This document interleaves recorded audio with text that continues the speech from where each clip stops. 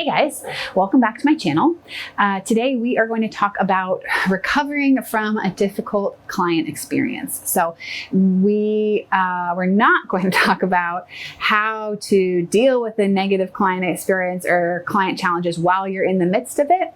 We're going to talk about the kind of aftermath, the after effect, when you have just wrapped up with a difficult client and maybe you're feeling like kind of beaten down and on the floor and like you want to just throw in the towel and not do freelance illustration or any sort of freelance anymore. We're going to talk about that moment and how I approach that moment. And because honestly, I truly feel that this is feels cheesy to say, but I genuinely feel this, and that is that every client is a learning experience.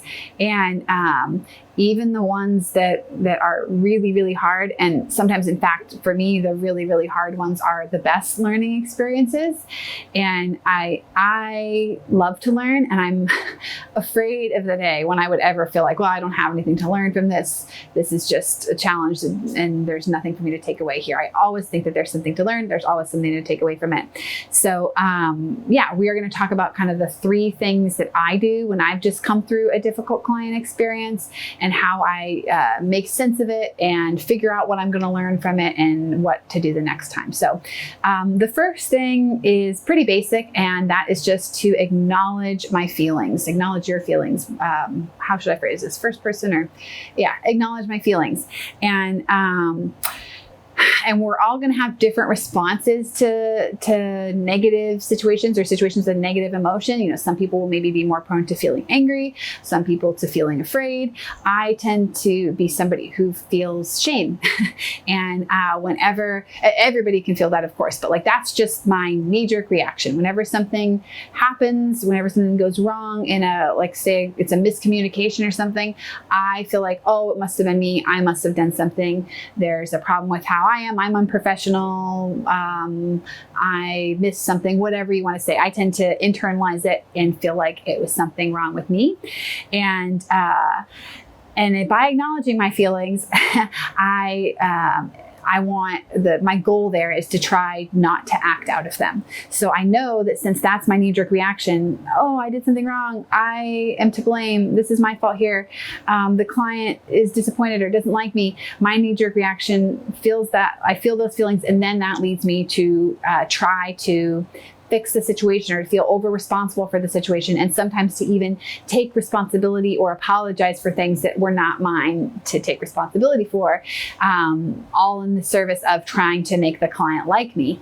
And I do genuinely believe, I've always tried to provide really good customer service, and I really want the client to be happy with their illustration, but that is different than trying to make somebody like you. And when I am in that challenging emotional space, I know that that's what I want. I'm like, oh, I just want them to like me. I just want this to be a good experience. Trying to acknowledge my feelings and my emotions and where I'm at, and then making a conscious decision that that's not going to inform my decisions about what to do next. I do that, and I kind of pause and hold. And the second thing I do, my second point, is that I then look back over the situation and discern what I can take away from it and whether there are any actual next steps that I really need to take. So this is, remember, after the fact, after the client experience has ended. So if you're early on in your career, if your trajectory is anything like mine, I tended to learn some pretty basic lessons in those early years. So my takeaways in those early years were things that are really foundational, like how important it is to have a contract, how important it is to have a clear timeline, how important it is to have specific terms, and to really spell out how many revisions and what is included in each round of revision. Basically, any of those things that I think of are as just like foundational principles, the laying the groundwork for a successful, smooth project. Those were all things that I learned by making those mistakes, by not having those by not being upfront with agreements, by being kind of letting the client dictate the terms or the lack of the terms, by not spelling out what it meant when I said that there were 2 rounds of revisions. All of those were things that I learned through pain and suffering. I've made lots of videos about those kinds of things. So hopefully you do not have to learn the same way. Lots of videos about like what you should include in client communication and client contracts. I will include some links, not just to some videos, but some links to some playlists, because I've made so many videos about these topics over the years. But even though I feel like I have learned those big pieces, I still am learning over and over again with every client experience. Every time there's something I say, I would do this differently, or I would tweak that differently, or next time I'm going to try this, et cetera, et cetera. So for example, a couple of things I am in the process of learning right now that have come up for me with recent challenging clients are that no matter how clear things are in the client communication, there will be some clients that will always try to push the boundaries and ask for more. And that's not necessarily, I'm not saying that as like a criticism of that person, or I think it's just kind of natural. Some people just do that. I do believe there are some people out there that are like intentionally trying to take advantage of or misuse or whatever, but I don't think there's a lot of those people. I think most people are just trying to do their thing, trying to get what they need. And some people are more likely to push back a little bit against boundaries.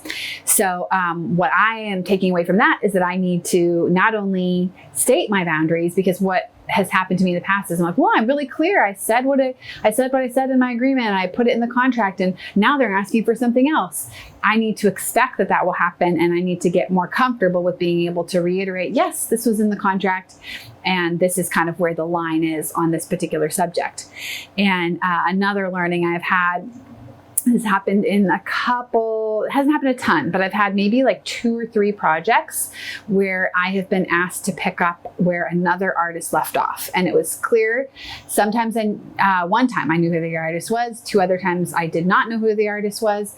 And those have all been challenging experiences. And I think what I'm distilling from that, since it hasn't happened a lot, since it's only happened a few times, it's taken me a little bit to notice this pattern. But I think if I am asked to pick up where another artist has left off, to me, that's a little bit of a red flag and a warning sign. And I should ask why the other artist isn't doing this work, why the original artist isn't doing this work, what happened to the original artist, maybe even if I'm able to, what the original artist's name is so that I could reach out to them.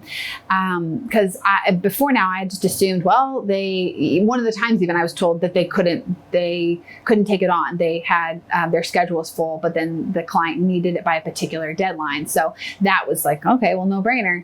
But that was a very difficult project.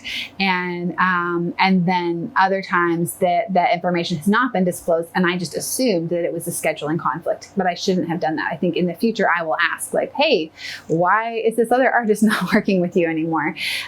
Because that can be a bit of a red flag. And then another recent learning has been having because I work more and more with agencies as opposed to directly with the client. So having the agency sign my contract and not having the client sign the contract sometimes creates some room for misunderstanding, where the client thinks they're going to get more revisions or thinks they're going to get terms that they don't get. And I'm trying to think through and work out how I can have a structure where the client is required to sign the contract as well, or at least required to review it in addition to just the agency. So you can see how specific I get with these types of things, but whenever something is a difficult situation, after dealing with my feelings and kind of acknowledging where I'm at and trying to, not act out of that place, looking back and identifying what was hard about this situation, where did the wheels come off and why did that happen? And sometimes it's something that I could do something about, like I could have asked in those situations with where I picked up where another artist left off. Some of that was in my control. I could have asked more. And then other times it's not a lot that's in my control. It's like, yes, the client, I was explicit with the boundaries and the client pushed back on them anyway. I just have to be more comfortable I have to learn to be more comfortable with holding those. So those are the first 2 things. And on that note, the third and final thing I do is to, after I've kind of identified where things went wrong, what my takeaway was, I try to really specifically make some goals for myself about what I'm personally going to do differently the next time. So as I just said, some of the things are not things that I could necessarily necessarily stop from happening with any foresight or planning. Like I'm not going to be able to stop a client from pushing back against the boundary, but I can decide this is how I will respond the next time a client pushes back on the revision boundary. And with the artist example, I can ask who the other artist was. Another thing that I recently decided after working with a client who the agency and I spoke the same language, but the client did not speak the same language. If I am ever in that situation again, I made the mistake of assuming that there was a really good translator or somebody who was truly bilingual, and there was not.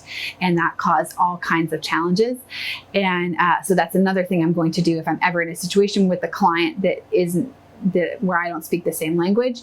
I will explicitly ask whether there's a translator, and if there's not, then I probably won't take that project. So yeah, being able to identify where the wheels went off and like what the possible takeaways are, and then name the specific actions, the specific things that I myself am going to do differently the next time. So that's kind of the three things I do after the fact when I've come through a difficult client experience. That's how I make meaning of it and try to learn from it and decide what I will do the next time. If you want to hear more about like troubleshooting difficult client situations or dealing with a challenging client situation while it's happening, let me know. I think what would also be really great for talking about that is if you guys have specific scenarios in mind, like how would you deal with it if X happened? So let me know in the comments if you have any of those, or you can always email me, or send in a question from my website. Yeah, I always love hearing suggestions from you guys. I guess the overall thing I would say about that is in any given situation, since it is temporary, like I think I talked about that at the beginning, with any freelance project, I always know it's going to end. So because of that, once the wheels start to fall off, once things start to go south with the client experience, I tend to try really hard on focusing on just delivering the best illustration possible that I possibly can, and trying to make the client as happy as I can, with knowing that it may not be possible to make them perfectly happy depending on how things have gone, depending on what they're requesting, basically. So in any given moment, I tend to probably, in any given client situation, like when it's difficult, I tend to probably put up with a lot and just try to push through and get it done and get it done well, because I know that it's temporary. And my framework is like, well, I can learn and do something different the next time. And thankfully, I really haven't repeated too many mistakes. And well, actually, I don't even know if that should be a thankfully. Maybe it's a frustratingly, like there's enough mistakes to make that I still am making new mistakes and still learning new things all the time. And I haven't really repeated any yet. So I'm sure I will at some point. I don't know. All right, I'm going to go ahead and cut myself off here. I hope you guys like this video. Like I said, let me know in the comments if you have any questions, ideas, etc. Meg, thank you for editing. Thank you to my patrons for sponsoring. Thank you to all of you for watching, and if you're new here, please do like and subscribe and hit the little red bell. Everybody should hit, is it a red bell? Hit the bell, whatever color it is. And so you get notified of new videos. And yeah, I think that's it. I will see you in the next video. Bye.